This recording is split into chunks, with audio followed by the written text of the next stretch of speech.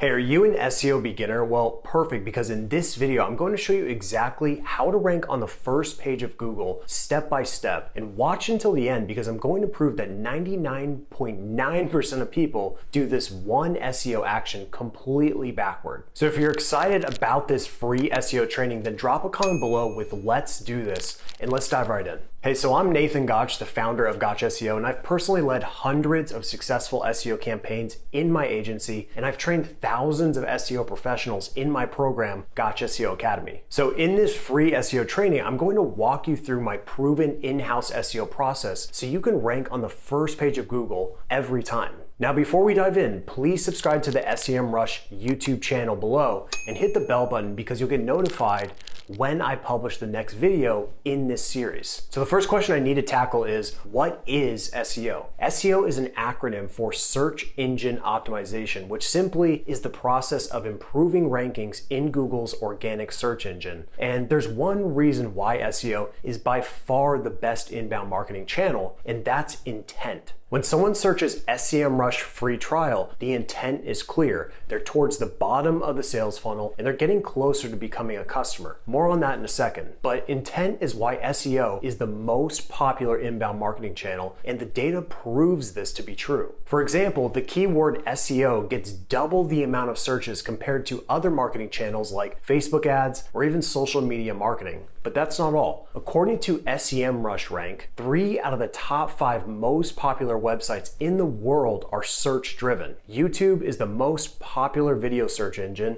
Amazon is the most popular e-commerce search engine, and as you know, Google is by far the most popular traditional search engine. In fact, according to Statista, Google owns 87% of the search market share as of 2021. So now that you know the opportunity that exists with SEO, how do you actually do it? Well, let's dive into it. So the proven SEO process I'm going to show you can be broken down into 4 pillars. Number 1, keywords. Number 2, technical. Number 3, content. And number 4, backlinks. Let's start with pillar 1, which are keywords. So keywords are the foundation of any successful SEO campaign because they are what searchers use to find solutions and answers to their problems. And the goal is for your website to show up for keywords that your ideal customers are searching for. So with that said, the first part of the keyword research process is to find keyword opportunities. Now, how you go about doing this will depend on if your website has existing organic search traffic or not. So here's how to find out. Open Semrush,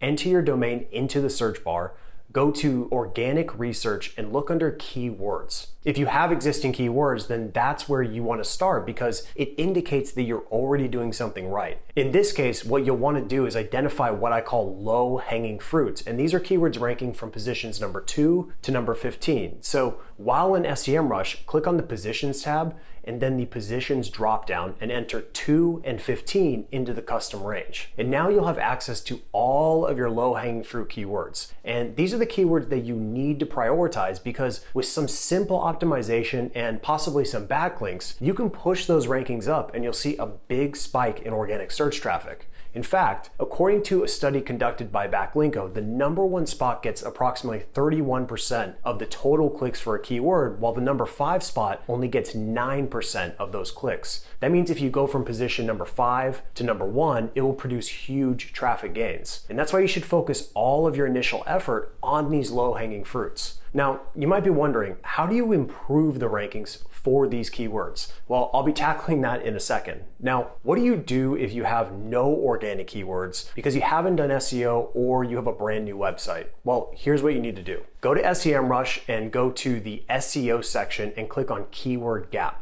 Enter your domain and then enter a few of your top organic search competitors' domains. If you aren't sure who your top competitors are in organic search, then go to Keyword Research and Keyword Overview and then enter a keyword related to your industry. In this example, I'll use SEO tools. Then scroll down to SERP analysis and refresh the metrics so you can see which domains have the most search traffic. While keeping this tab open, go to the competitive research section, open Keyword Gap in another tab. Enter your domain first and then copy and paste 1 to 4 competitors from the previous section into the Keyword Gap tool. Then click on the position dropdown, click on competitors and select top 10.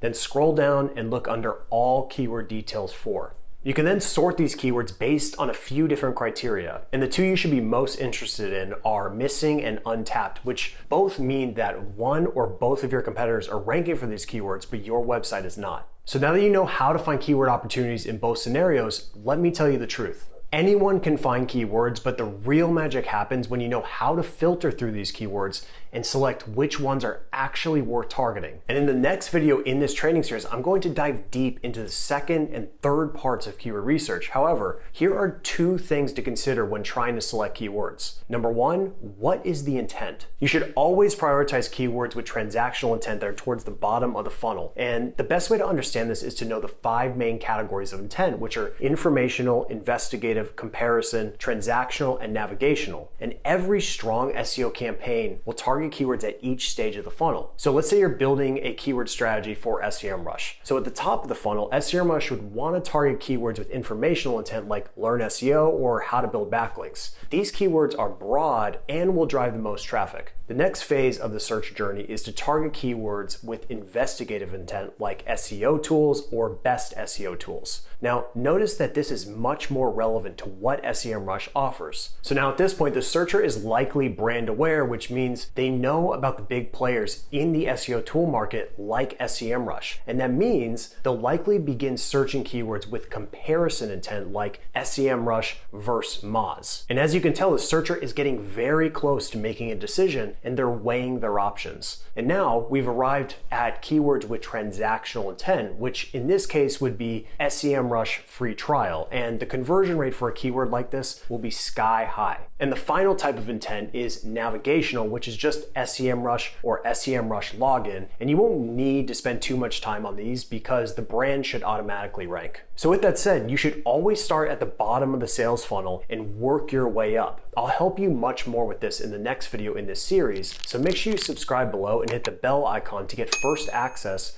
when the next video goes live. Now, the next question you need to ask about your keywords is, number 2, can you actually compete for this keyword? Now, the good news is that you can use Semrush's keyword difficulty tool to quickly filter through all of your keyword opportunities. So just enter your target domain or a competitor's domain into the search bar and go to organic research. Then click on positions and go to the KD filter. Start with very easy and work your way up. These are the keywords you want to attack first because they won't require as many resources to rank. So just to review, prioritize keywords with high transactional intent and low competition first. Now, there are many more steps that go into keyword qualification and prioritization, but I'll share those in great detail in the upcoming video. Now, let's move on to the second pillar, which is technical. So you may have found some awesome keywords, but your site won't rank without optimizing for technical performance. Think of technical as the foundation of a house. It alone likely won't help you achieve first page rankings, but it's a requirement to get there. And I'll be diving deep into SEO audits in a later video in this series. However, let's cover some quick wins right now. So first, go into Semrush and look under On-Page and Tech SEO and click on Site Audit. Click Add New Project and enter your domain and the project name. Now, before you change the site audit settings, open up Google in another tab.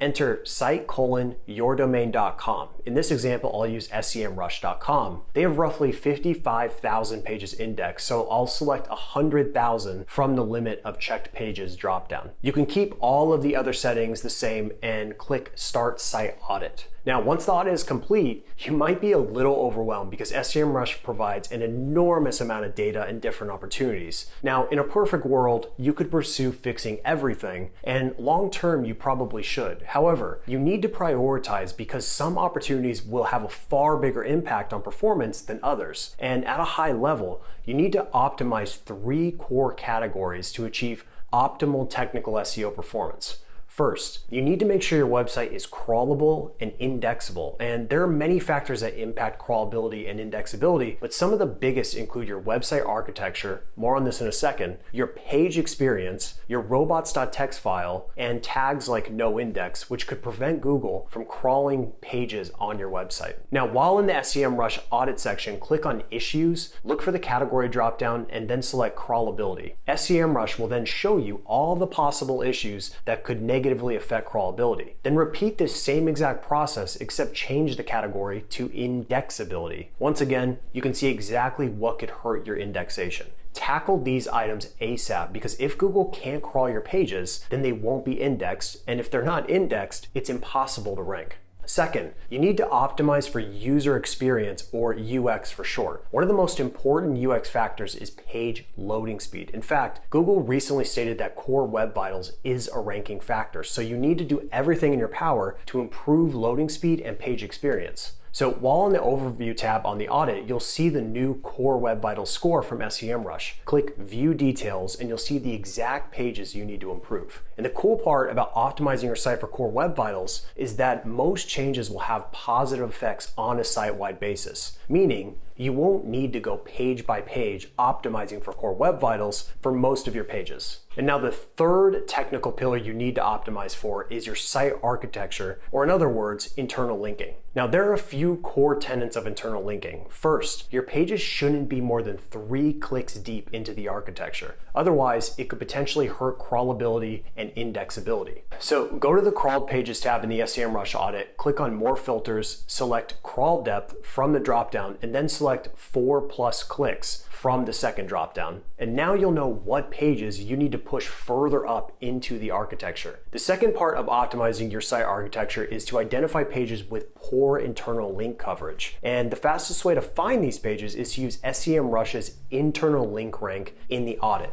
So first, while still in the crawled pages tab, click on the dropdown and select internal link rank. This is a proprietary score mechanism created by Semrush, which gauges how much authority and link equity a particular page has. So if a page has many internal links from pages with many backlinks, the ILR score will be high. And a low score is an indication of poor internal link coverage. So on the second dropdown, you can select less than 10, and then you can see some pages that need more internal link love. So that is just a preview of how to optimize for technical SEO. Once again, I'll be going deeper into this in a later training video. So let's move on to pillar number 3, which is content. So you've identified solid keywords and your technical performance is now on point. Now you need to optimize your content. So I follow a simple process when trying to optimize a page, and here it is. Number 1, is there keyword cannibalization? So keyword cannibalization is when you have 2 or more pages targeting the same exact keyword phrase, and it's detrimental to your SEO performance because it forces Google to decide which page is best for that keyword. And you don't want Google making those decisions. It's our job to direct Google. In fact, John Mueller, the search advocate at Google, said this about keyword cannibalization. We just rank the content as we get it. And if you have a bunch of pages with roughly the same content, it's going to compete with each other, kind of like a bunch of kids wanting to be first in line, and ultimately someone else slips in ahead of them. Personally, I prefer fewer, stronger pages over lots of weaker ones. Don't water your site's value down. So the quickest way to identify keyword cannibalization is to use Semrush's position tracking tool. Go to keyword research and click on position tracking. Then click on new position tracking to start a new project. Enter your target keywords, and once the scan is complete, open up the project and then click on the cannibalization tab. This will show you instances of keyword cannibalization for the keywords you've specifically entered. The next content check is simple. Number 2, does the page need to be upgraded? Your SEO-driven pages should be different and better than what exists, plain and simple. Number 3, is the page optimized well? At the most basic level, your primary keyword should be in your URL, title, H1 tag, first sentence, and last sentence. But to take things up another notch, I recommend using Semrush's on-page SEO checker. Go to the on-page and tech SEO section, click on the on-page SEO checker, and start a new project. Click on import keywords and pages, and then select your preferred option. In this example, I'll use manually. Enter your target URL and the exact keyword phrase you want to rank for, and then click collect ideas. Semrush will then show you how to optimize the target page from a strategy, content, semantic, technical, UX, and even link building perspective. So make sure you benchmark your performance today and then execute on these recommendations. The next point to tackle is number 4, does the page have enough internal link coverage? So go back to the audit and see if your target page is getting enough internal link coverage. And the final checkpoint is number 5, does the page need more topical authority? If you find that the page doesn't have much internal link coverage, then it likely doesn't have much topical authority either. In other words, you need to create more keyword-driven content to support that primary asset. And now moving on to the last and fourth pillar of the SEO process, which are backlinks. So I've been doing SEO consistently since 2011, and one thing has stayed the same. Backlinks are still the #1 ranking factor, and this isn't just based on my experience alone. According to a ranking factor study conducted by Semrush, they found that the more backlinks a domain has, the higher its position on the SERP. Now the key is to remember that not all backlinks are created equal. In fact, some backlinks can wreck your rankings and get you penalized. Now before you attempt to acquire new backlinks, you first need to audit your existing backlink profile. Open up Semrush, go to the link building section and click on Backlink Audit Tool, create a project, and then run the audit.